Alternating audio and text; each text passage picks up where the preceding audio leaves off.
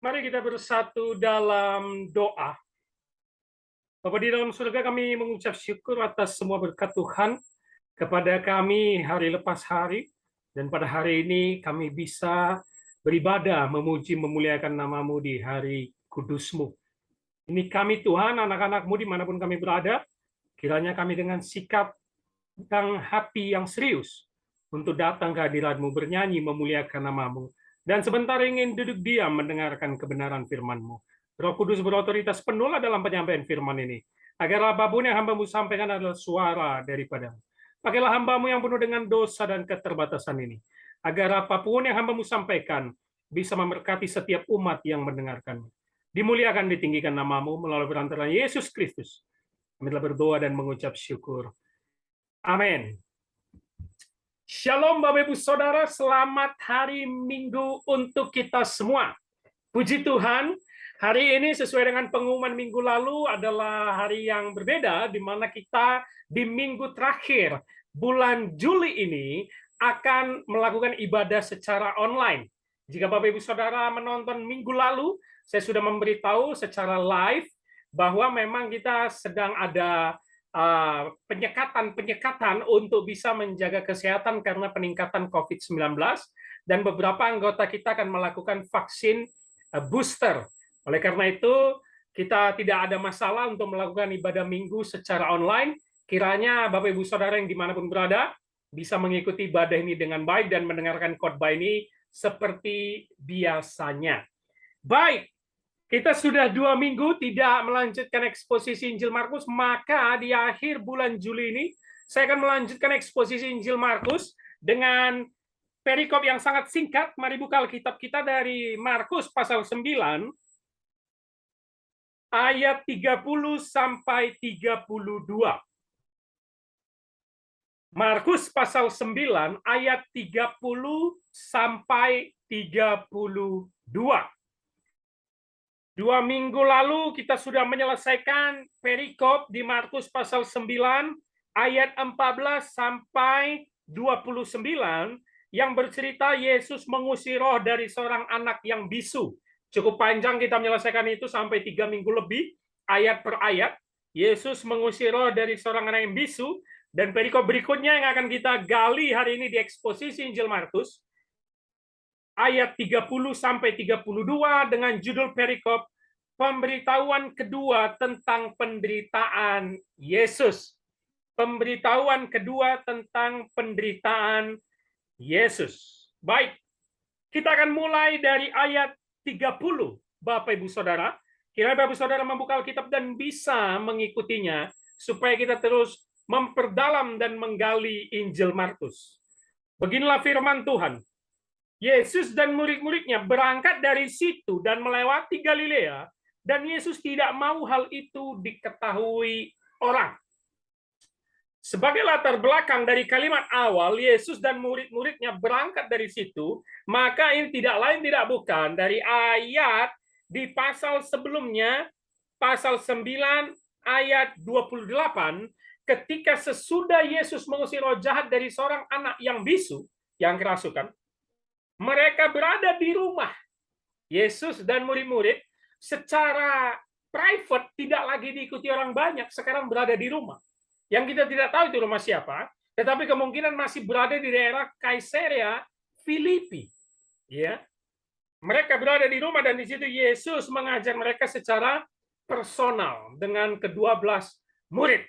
Jadi memang Yesus sudah tidak mau melakukan mukjizat di depan banyak publik. No public ministry anymore. Ya. Nah, ketika kita masuk ke ayat 30 yang tadi saya bacakan, Yesus dan murid-muridnya berangkat dari situ, berarti dari ayat sebelumnya, berangkat dari daerah Kaisarea Filipi, dan mereka melewati apa? Galilea. Seperti kita sudah ketahui sampai pasal 9 ini, Bapak Ibu Saudara, kalau Bapak Ibu Saudara mengikuti eksposisi Injil Markus, pelayanan Yesus itu banyak sekali di daerah Galilea, bolak-balik seperti itu, Galilea. Dan mereka melewati Galilea dan dikatakan apa? Yesus tidak mau hal itu diketahui orang. Berarti ketika dari rumah itu, mereka pergi secara diam-diam. Ini yang saya katakan tadi. Penyembuhan yang dilakukan ketika mengusir roh jahat dari anak bisu di perikop sebelumnya, Yesus sebenarnya sudah tidak nyaman begitu banyak kerumunan, Bapak Ibu Saudara. Karena dia tahu, ini detik-detik menjelang dia harus menuju ke Yerusalem untuk menanggung penderitaan dan mati di salib. No public ministry. Dia tidak mau lagi menunjukkan hal-hal seperti itu depan banyak orang, sehingga iman mereka tidak mengenal Yesus secara utuh. Menarik ya, kalau kita bawa ke dalam kehidupan kita di zaman sekarang. Yesus itu yang begitu hebatnya, pengajarannya yang hebat, melakukan banyak mujizat. Dia nggak mau loh pergi pelayanan diketahui orang. Waduh, itu menarik sekali, Bapak Ibu Saudara. Coba kita refleksikan, terutama kepada kita para pendeta. Kita masih sering supaya orang tahu kemana kita pelayanan, supaya makin banyak yang datang, supaya makin banyak yang melihat kita, atau para pendeta-pendeta yang melakukan banyak KKR mukjizat, supaya penuh satu lapangan untuk datang ke KKR. Satu sisi nggak ada yang salah. Ya tentu semua gereja pengen banyak yang datang ke gerejanya. Ya tentu semua penyelenggara KKR pengen banyak yang datang untuk menyaksikan KKR mukjizat, KKR kesembuhan, nggak ada yang salah.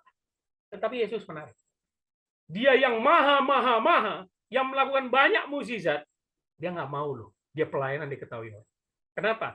Ini adalah detik-detik di mana pelayanan inti Yesus bukan lagi soal mukjizat, bukan lagi menyembuhkan banyak orang, tetapi intinya adalah soal mengikut Dia, harus menderita.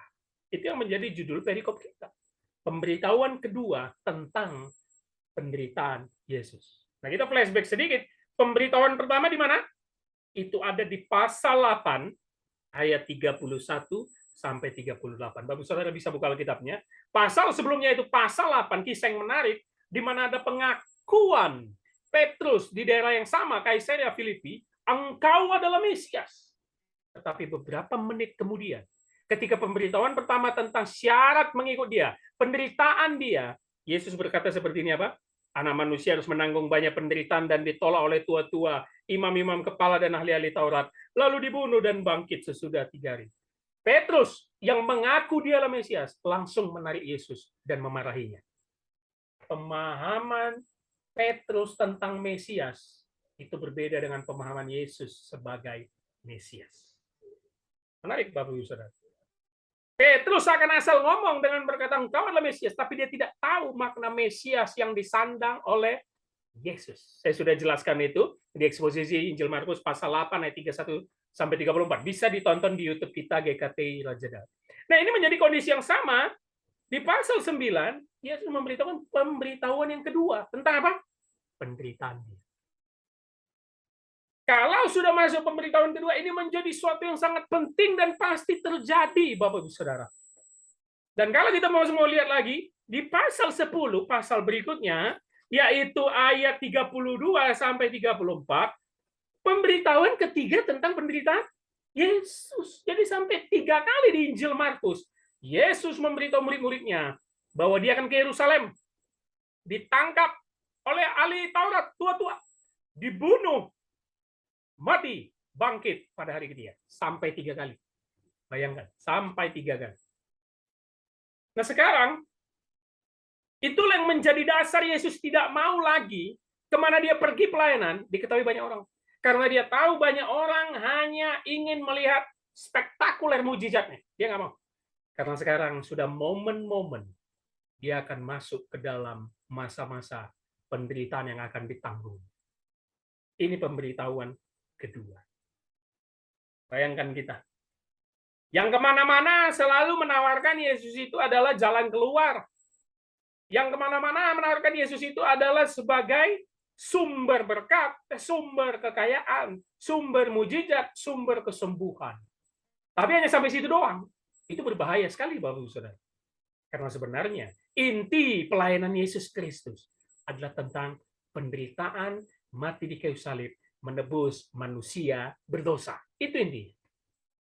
Jangan sampai message kita sebagai hamba Tuhan salah menyampaikan apa yang sebenarnya ingin Yesus sampaikan. Dia nggak mau lagi diketahui banyak orang. Kemana Dia pergi karena Dia tahu pikiran banyak orang. Hanya mengincar Dia untuk yang senang-senangnya saja. Hanya mencari Yesus. Hanya untuk cari mukjizat dan kesembuhan. Apakah kita seperti itu? Cari Yesus kalau lagi galau. Cari Yesus kalau lagi ditimpa masalah. Cari Yesus berdoa kalau lagi ada pergumulan berat. Tetapi lagi senang, lagi semuanya lancar. Kita nggak peduli sama Yesus. Kalau sakit, divonis dokter, berdoa sekencang-kencangnya sama Yesus. Tapi kalau lagi sehat, ke gereja malas, buka Alkitab pun malas. Apakah kita seperti itu? Hari ini di pemberitahuan kedua ini kita belajar bahwa inti pelayanan Yesus, kita juga harus mengikuti Dia menderita. Nah, coba kita lanjutkan ayat 31-nya, Bapak Ibu Saudara. Perhatikan ayat 31-nya. Sebab ia sedang mengajar murid-muridnya. Titik. Lagi-lagi. Pemberitahuan kedua ini sebagai peringatan dan juga pengajaran. Sebab ia sedang mengajar murid-muridnya. Ia berkata kepada mereka, anak manusia akan diserahkan ke dalam tangan manusia. Dan mereka akan membunuh dia. Dan 3 hari sesudah ia dibunuh, ia akan bangkit. Kalimatnya hampir mirip dengan pemberitahuan pertama di pasal 8 ayat 31. Intinya sama. Pertama, Yesus berkatakan sebab ia mengajar murid-muridnya. Inilah pengajaran yang tertinggi, pengajaran yang terpenting, supaya kau tahu apa makna Mesias yang kusandang. Gitu ya. Pemahaman mereka sekarang masih blur gitu. Sudah beberapa kali diberitahu penampakan di Gunung Transfigurasi bersama Musa dan Elia di perikop sebelumnya, bagaimana mencontohkan iman yang benar lewat bapak yang anaknya kerasukan roh jahat di perikop sebelumnya, dan sekarang pemberitahuan kedua untuk meningkatkan iman murid-murid supaya mereka tahu apa inti pelayanan Yesus dan kenapa dia menjadi Mesias. Itu yang ingin Yesus ajarkan. Dan ini juga yang harus kita ajarkan berulang-ulang pada gereja zaman sekarang. Pemberitahuan mengikuti Yesus yang menderita, Bapak Ibu Saudara. Perhatikan kalimatnya. Ia berkata kepada mereka, anak manusia. Jadi Yesus itu mengidentifikasikan dirinya paling banyak menggunakan anak manusia. Ya, anak manusia. Membumi sekali kalimatnya, anak manusia. Anak manusia akan diserahkan ke dalam tangan manusia. Itu yang pertama. Itu sama dengan pemberitahuan pertama di pasal 8 ayat 31. Anak manusia harus menanggung banyak penderitaan dan ditolak oleh tua-tua, imam-imam ahli Taurat. Jadi sama ya, sinonim sebenarnya. Anak manusia akan diserahkan ke dalam tangan manusia. Yang kita tahu nanti dia ditangkap, disidang, dan diserahkan kepada Pontius Pilatus. Jadi itulah semua tangan manusia yang berdosa yang akan menghakimi Yesus. Ya. Diserahkan dia oleh kepada kaumnya sendiri dan nanti disidang oleh penguasa Romawi yang pada zaman itu menjajah Israel. Anak manusia diserahkan ke dalam tangan manusia, itu yang pertama, koma. Yang kedua, mereka akan membunuh dia, koma. Bapak Saudara, dari dua kalimat ini sama seperti pemberitahuan pertama di pasal 8. Ini nggak masuk akal murid-murid. Ya. Walaupun mereka sedang dididik sekarang untuk memahami makna Mesias sebenarnya. Mereka sedang diterangkan oleh Yesus apa makna Yesus datang ke dunia ini. Tetapi ini nggak masuk akal mereka. Karena pemikiran Yahudi mereka merasa Mesias itu, Yesus ini adalah orang yang hebat dan superpower. Yang nggak mungkin ditangkap apalagi dibunuh. Itu nggak masuk akal sama mereka, Bapak Ibu Saudara. Nggak masuk akal. Masa Mesias kami, orang yang sangat hebat Yesus, ditangkap oleh tangan manusia lagi, ahli-ahli Taurat nantinya ya, dan juga kepada penguasa Romawi. Jangan sampai itu terjadi. Karena dalam pemikiran Yahudi yang menempel keras kepada murid-murid, mau itu Petrus, mau itu Yudas, bahwa Yesus harus superpower, harus hebat, dan akan membebaskan mereka dari penjajahan Romawi. Itulah pemikiran mereka tentang Mesias. Mesias yang politik. Mesias yang dinanti adalah Mesias yang akan membebaskan mereka dari penderitaan dijajah bangsa asing, bangsa berhala. Tolonglah Mesias, anak Allah yang hidup. Kami yakin kami menyembah Allah yang benar, maka kami tidak boleh kalah sama bangsa penyembah berhala seperti Romawi. Itu yang mereka inginkan. Itu yang Petrus inginkan. Yang Yudas inginkan. Tetapi Ini yang kedua kalinya Yesus berkata, anak manusia diserahkan ke tangan manusia, yang pertama. Yang kedua, mereka akan membunuh dia. Wow. Belum kejadian, sudah diberitahu, sudah pastilah mental murid-murid down, Bapak Ibu Saudara. Menciut. Mereka mikir, waduh, kenapa dia ngomong gitu lagi? Mungkin kalau saya dramatisir, Petrus takut nih sekarang memarahi Yesus lagi, karena di pemberitahuan pertama di pasal 8 dia menarik Yesus, dia marah kan. Yesus bilang, "Nyala kau iblis." Sekarang diulang Yesus yang kedua kali pasal 9, mungkin dia takut, aduh nanti kumarahi lagi ini orang, makin dibilangnya aku iblis, begitu kan. Murid-murid terdiam saja, nanti kita akan lihat reaksinya di ayat terakhir ya. Murid-murid itu bingung, kenapa dikatakan diserahkan dan dibunuh. Kenapa pesanmu itu membuat kami down dan hopeless? Jangan dong ngomong itu berulang-ulang, ini yang kedua kali. Tapi Yesus mau mengingatkan, ini pasti terjadi. Aku ditangkap pasti terjadi, aku dibunuh pasti terjadi. Dan nanti di pasal 10 diulangi lagi pemberitahuan ketiga, berarti ini benar-benar akan terjadi. Itulah inti pengajaran yang Yesus ingin berikan kepada murid-muridnya secara private. Ini tidak di depan publik, Bapak Ibu Saudara. Konteksnya ini private kepada murid-murid. Supaya kalian hilangkan pemikiran Yahudi kalian tentang Mesias yang salah. Aku bukan Mesias politik yang akan membebaskan kalian. Bukan. Coba kita lanjut ya. Mereka akan membunuh dia, dan 3 hari sesudah ia dibunuh, ia akan pola pemberitahuan tentang penderitaan Yesus mulai dari pertama, kedua, ketiga itu sama.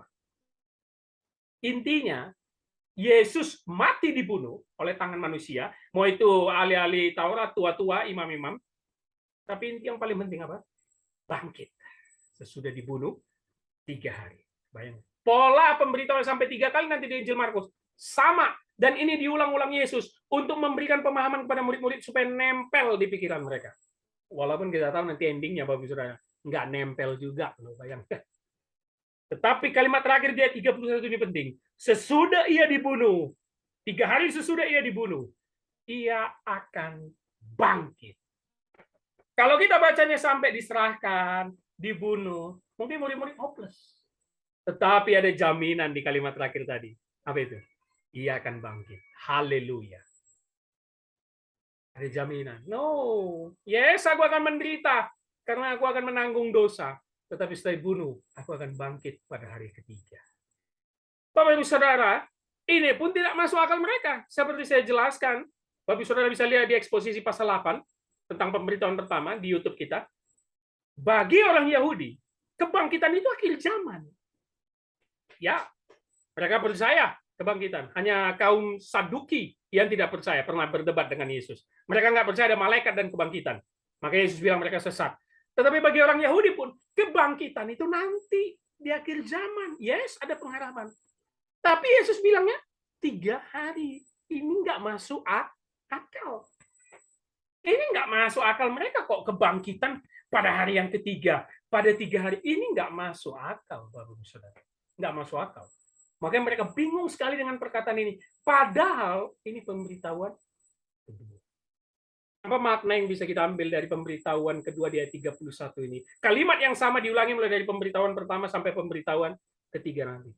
Sering sekali firman Tuhan ini sudah mengajar kita, menegur kita, menasihati kita berulang-ulang, kita baca, kita tonton di media sosial, kita dengar khotbah pendeta, kita baca lagi sehari-hari. Tapi sering sekali itu nggak nempel dalam hidup kita.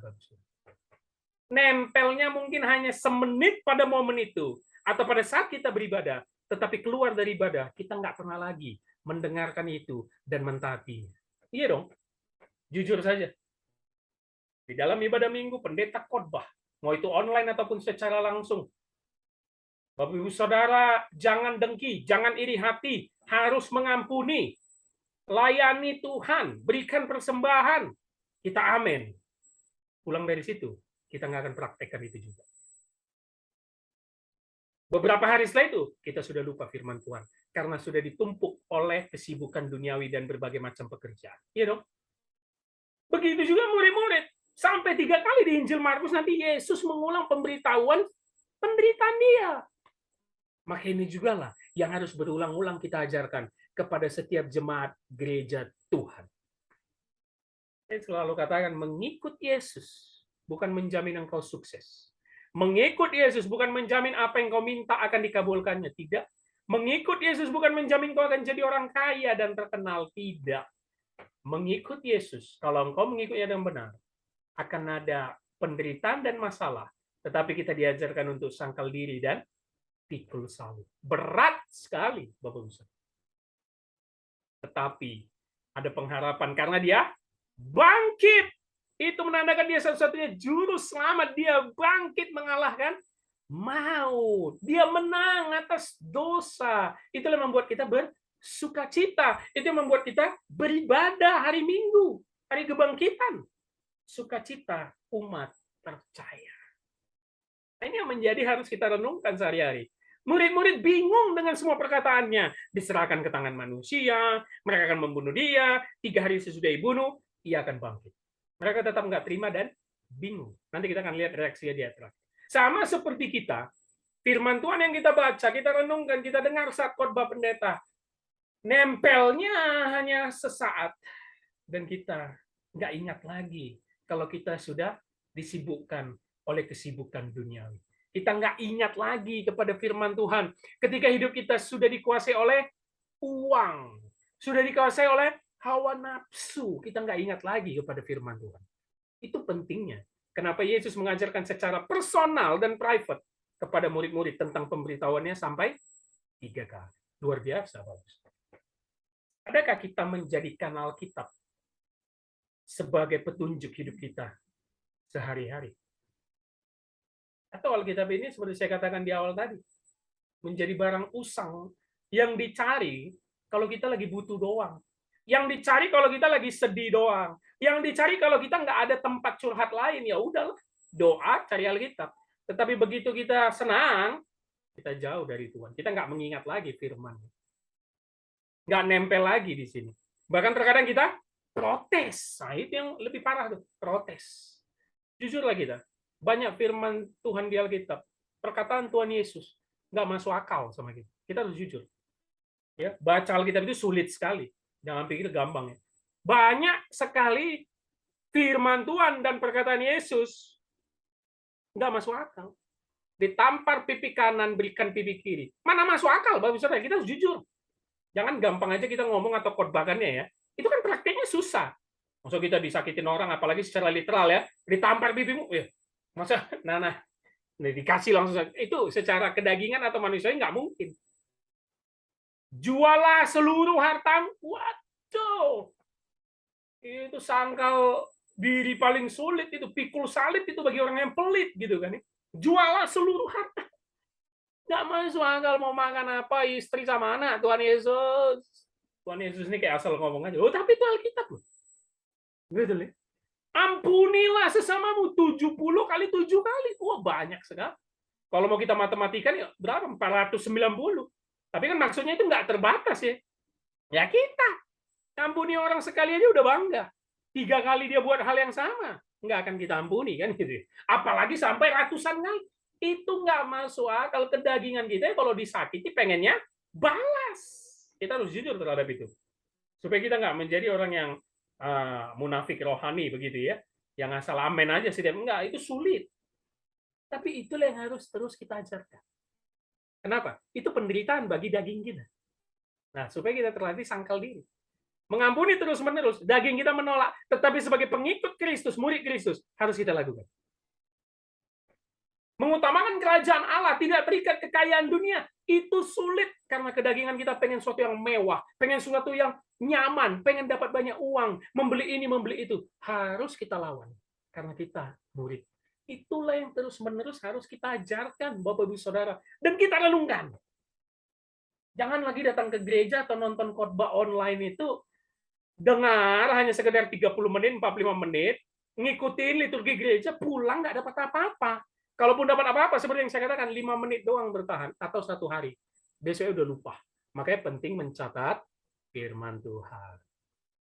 Itu makna Yesus mengulangi syarat pemberitahuan penderitaan dia sampai 3 kali di Injil Markus. Kita ini yang kedua. Ya, kita lihat reaksi mereka di ayat terakhir, ayat 32. Mereka tidak mengerti perkataan itu. Yang seperti saya katakan tadi. Namun segan menanyakan kepadanya. Yang pertama, kalimat awalnya di ayat 32. Mereka tidak mengerti perkataan itu. Kenapa? Pemikiran Yahudi mereka tentang Mesias masih nempel plok. Tidak bisa berubah. Mau apapun bukti yang sudah diberikan Yesus, nggak masuk akal mereka Mesias diserahkan ke tangan manusia dan dibunuh. Dan nggak masuk akal mereka bangkit itu pada hari ketiga. Nggak masuk akal mereka. Karena teologi Yahudi mereka mempengaruhi mereka bahwa Mesias itu superpower. Hero. Dan nggak mungkin kalaupun mati bangkit pada hari ketiga. Karena dalam teologi mereka kebangkitan itu di akhir zaman. Makanya mereka nggak ngerti Yesus ngomong apa. Padahal ini yang kedua kali. Nggak ngerti Yesus ngomong apa. Padahal ini yang kedua. Bayangkan. Tetapi kalimat akhirnya menarik. Namun segan menanyakan kepadanya. Kenapa? Karena di pemberitahuan pertama pasal 8, Yesus dimaki oleh Yesus. Hanyalah kau iblis. Kau memikirkan apa yang manusia pikirkan? Dimaki Yesus di hadapan murid-murid. Jadi mungkin di pemberitahuan kedua, walaupun kalimatnya sama, mereka segan karena takut dimaki oleh Yesus. Atau yang pertama takut dimaki, yang kedua mereka takut dibilang bodoh, lamban sekali berpikir, itu pun tidak mengerti-mengerti. Karena di perikop sebelumnya, waktu murid-muridnya tidak bisa mengusir roh jahat dari anak yang kerasukan. Yesus berkata apa? Coba kita lihat. Yesus berkata apa? Dia berkata, hai kamu angkatan yang tidak percaya, berapa lama lagi aku harus tinggal di antara kamu? Berapa lama lagi aku harus sabar terhadap kamu? Waduh. Di pasal sebelumnya Petrus dimaki, di perikop sesudahnya pasal 9 murid-murid dimaki. Berapa lama lagi aku harus sabar terhadap kamu? Kamu nggak ngerti-ngerti ya inti pengajaran aku. Makanya pun di ayat 32 yang saya baca tadi, mereka segan untuk menanyakan. Karena mereka lemot, istilah kita lemot ya. Lambat loadingnya gitu ya. Lambat sekali memahami kebenaran firman Tuhan. Sampai nanti Roh Kudus tercurah. Apa yang Yesus ingin ajarkan dalam firman Tuhan pada hari ini, Bapak Ibu Saudara? Kita memang sulit mengerti firman-Nya. Tidak masuk akal seperti yang saya katakan tadi. Kita nggak ngerti firman-Nya. Sama seperti murid-murid tidak mengerti perkataan Yesus. Bahkan ini yang kedua kali loh diulang. Karena memang untuk memahami dia sejatinya, kita harus pelan-pelan proses sama seperti murid. Jatuh bangun dalam dosa. Nggak mungkin sekali langsung paham. Makanya harus berani dengar khotbah, catat khotbah, ikut pendalaman Alkitab. Itu yang gereja harus lakukan. Bukan hanya sekedar liturgi datang ke gereja. Tetapi betul-betullah memahami firman-Nya lebih dalam. Dan intinya apa? Mengikut Yesus.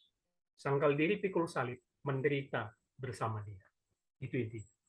Bukan untuk merasakan kenikmatan duniawi. Bukan mengejar segala hal yang indah duniawi. Tidak. Tetapi mengikut dia.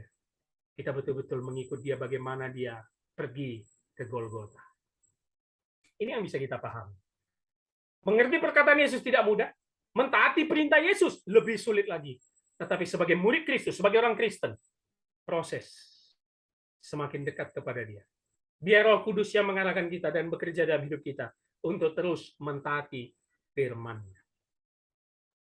Nanti di bulan Agustus kita akan melanjutkan kembali eksposisi Injil Markus kita, dan semoga kita cepat menyelesaikan di pasal 9.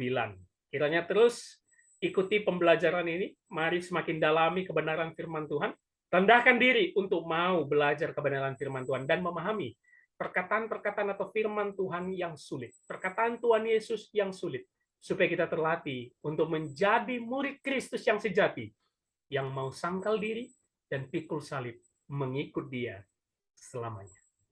Amin. Mari kita bersatu dalam doa. Bapa di dalam surga, kami mengucap syukur atas segala berkat yang Kau berikan. Pada hari ini kami bisa beribadah, memuji memuliakan nama-Mu di hari kudus-Mu, terutama mendengarkan kebenaran firman-Mu. Materaikanlah firman ini dalam hati dan pikiran kami, Roh Kudus, tolong kami, supaya kami bisa mengerti kebenaran firman Tuhan yang ada di Alkitab, supaya kami menjadi murid Kristus yang sejati, yang mau berproses jatuh bangun dalam dosa, dan mengikut Yesus selama-lamanya. Bantu kami untuk memahami kebenaran firman Tuhan, dan mengaplikasikannya dalam kehidupan sehari-hari. Terima kasih Bapa, dimuliakan, ditinggikan namamu, melalui perantaraan Yesus Kristus dan Roh Kudus. Hamba-Mu telah berdoa dan mengucap syukur. Amin.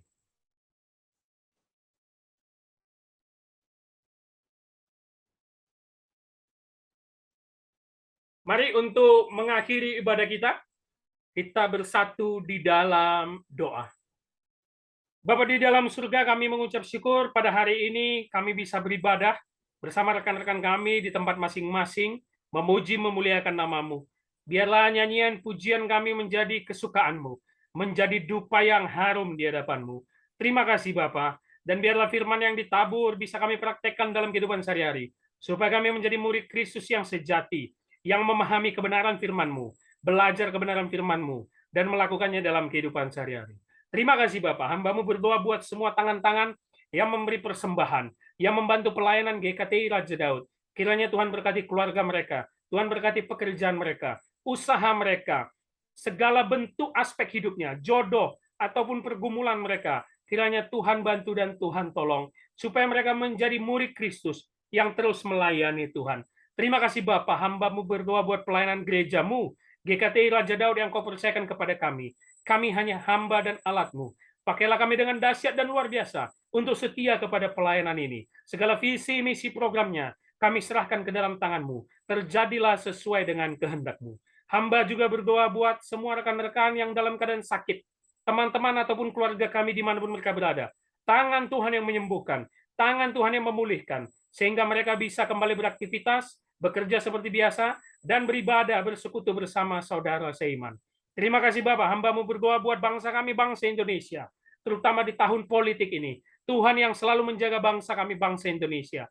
Mulai dari pemerintahan pusat sampai daerahnya, kiranya bisa bekerja dan bersinergi dengan jujur, bekerja sebaik-baiknya untuk memajukan bangsa ini. Tuhan yang ciptakan, Tuhan yang bangkitkan, anak-anak Tuhan ataupun pemimpin-pemimpin bangsa yang takut akan Tuhan, untuk semata-mata memajukan bangsa ini. Dan kepada kami, anak-anak-Mu, di tengah-tengah bangsa ini, kiranya kami bisa menunjukkan karakter Kristus, membawa banyak jiwa datang kepada Yesus, bertekuk lutut mengaku hanya Yesuslah satu-satunya Tuhan dan Juru Selamat dunia. Terima kasih Bapak, hamba-Mu juga berdoa, kiranya Tuhan tutup bungkus kami semua dalam penyebaran COVID-19 yang diberitakan akan meningkat. Kiranya segala bentuk yang jahat, segala bentuk penyakit kami tolak di dalam nama Yesus Kristus. Apapun yang terjadi, kiranya itu adalah rencana dan kedaulatan Tuhan di dalam hidup kami, supaya kami selalu mengucap syukur apapun yang terjadi dalam kehidupan kami, baik suka ataupun duka, baik sehat ataupun sakit. Terima kasih Bapak. Mari jemaat Tuhan dimanapun berada, sebelum kita menerima berkat Tuhan, kita sama-sama berdoa doa yang diajarkan oleh Tuhan Yesus. Bapa kami yang di surga, dikuduskanlah namamu, datanglah kerajaan-Mu, jadilah kehendak-Mu di bumi seperti di surga. Berikanlah kami pada hari ini makanan kami yang secukupnya, dan ampunilah kami akan kesalahan kami, seperti kami juga mengampuni orang bersalah kepada kami. Dan janganlah membawa kami ke dalam pencobaan, tetapi lepaskanlah kami daripada yang jahat, karena Engkau yang mempunyai kerajaan, dan kuasa, dan kemuliaan, sampai selama-lamanya. Amin. Arahkanlah hatimu dan terimalah berkat Tuhan. Tuhan memberkati engkau dan melindungi engkau. Tuhan menyinari engkau dengan wajah-Nya dan memberi engkau kasih karunia. Tuhan menghadapkan wajah-Nya kepadamu dan memberi engkau damai sejahtera. Amin.